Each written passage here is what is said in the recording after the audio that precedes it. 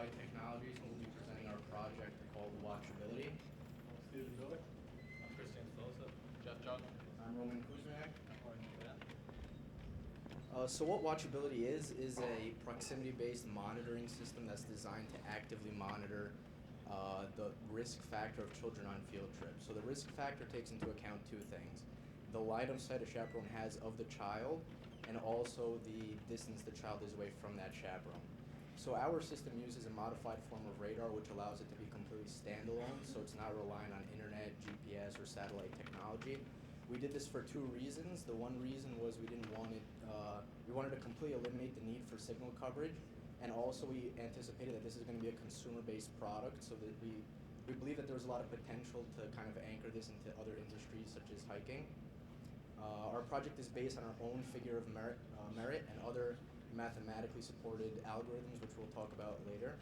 And as far as specifications go, we use Zigbee and IEEE 802.15.4 as a base to handle our signal forwarding.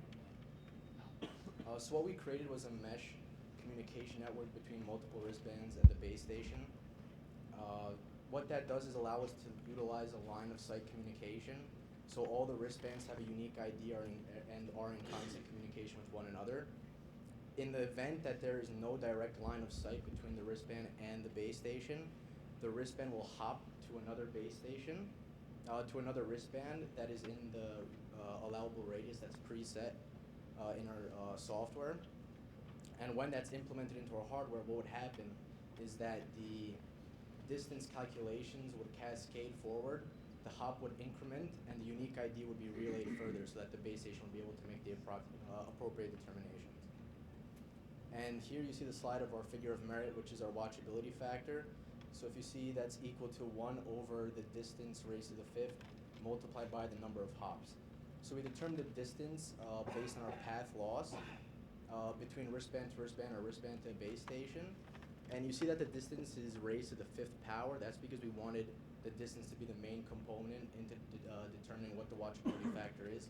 All that the number of hops tells us is essentially emulating that line of sight, whether the kid is visible in your sight or not. So if the number of hops is high, it's possible that the child will be behind a wall or some sort of obstruction, or simply put, you just don't see them at all. So to see how we implement this in hardware, I'll pass it over to Jorge Montoya. So now I'll talk about the hardware design and why we chose to go with this setup. So you can see here we have the wristband and the base station. For our wristband side, we decided to go with a 3-layer configuration. We have our Zigbee on top, our XP, our LilyPad shield, and our Arduino main board. And on the main board, we have a red and green LED. As you can see here, when the child is in range, the green LED will be on. And as soon as the child steps out of range, the red LED will turn on. On our base station side, it's very similar to the wristband side, where we have the XP, we have the Arduino shield, and our Arduino device. And we added an LCD display. It'll be able to tell us whether the person or the wristband is in or out of range. Here you can see the physical diagram, and if you want to get the device, can you get the device? So we wanted to keep the wristband side to a minimum as small as possible to be able to fit into a small child's wrist. As you can see here, show the wristband. As you can see, we have the XP device on top. We have the LilyPad configuration here, and we have the main board on the bottom. Now for the actual physical, the base station, we have the LilyPad XP on top. We have the Arduino shield in the middle, and we have the Arduino Mega that we chose, and we have the LCD screen, as you can see here. Here's some battery analysis that we decided to take. What we did was we measured the current draw in several modes. So in both the wristband and base station. Overall, our measured values for current were overall higher than the specifications on the data sheet.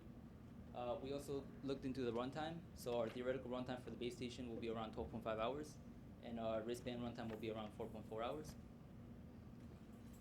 So this is the reasons why we chose our hardware. So basically for the wristband side, we chose the XP S2C, and for the base station, we chose the XP Pro S1. The reason we chose the Pro S1 for the base station is because we needed greater power and we needed a longer runtime. For the S2C, we chose the S2C for the wristbands because we needed S2C for the wristbands because we wanted a small device, so we wanted to be able to fit into the child's wrist. So the S2C has a trace antenna, so this makes it possible to minimize our design.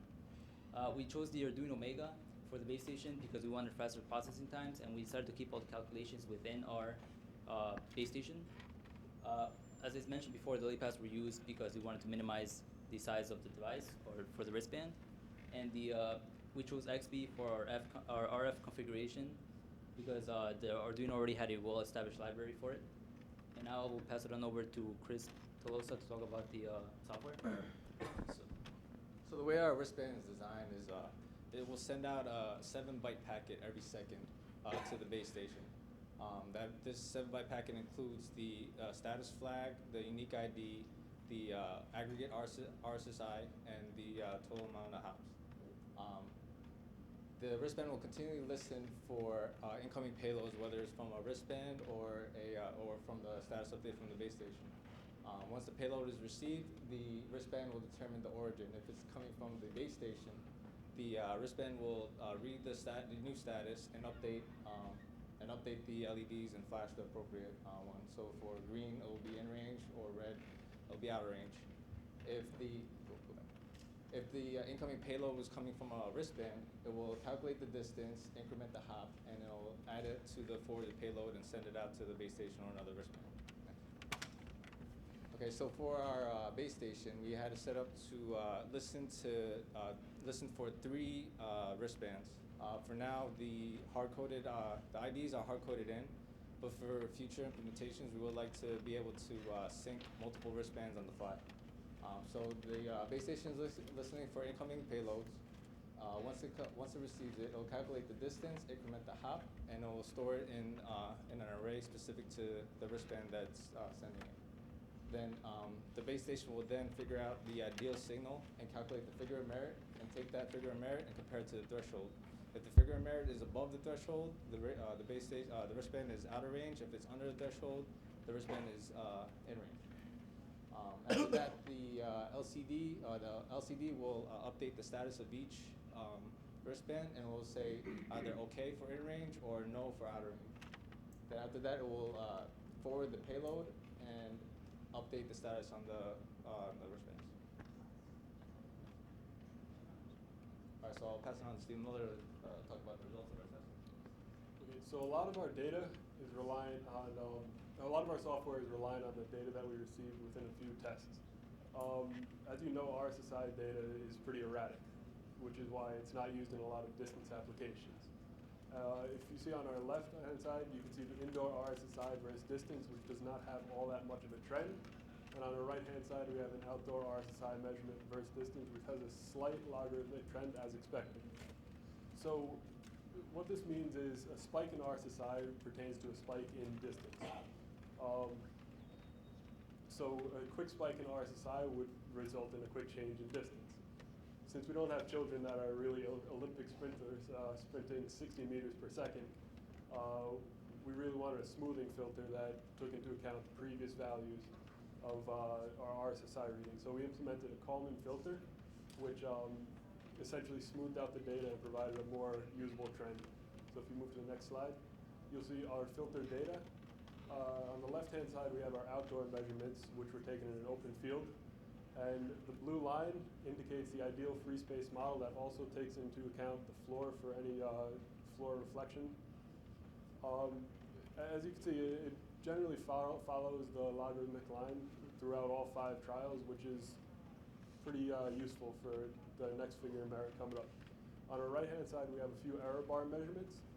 The dots represent the steady state, meaning the settled RSSI reading, where the bars themselves represent the minimum and maximum of the data. On the next slide, we have the indoor measurements. As you can see, they're a lot more erratic than the outdoor measurements, which is expected since we have reflections from walls, interference from other sources. However, we were a little bit limited with the Arduino setup for signal processing. We were limited to only a limited Kalman filter, and ideally we wanted to edit this a bit more so we can have a tighter trend. If you move to the next slide.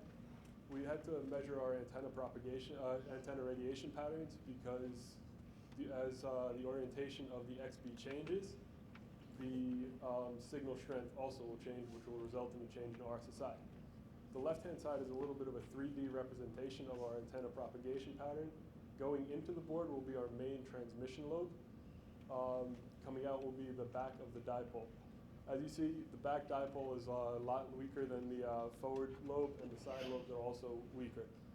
We measured a 15% drop, which is about 5 dB, which translates to approximately plus or minus 4 meters, which is a usable error for our system.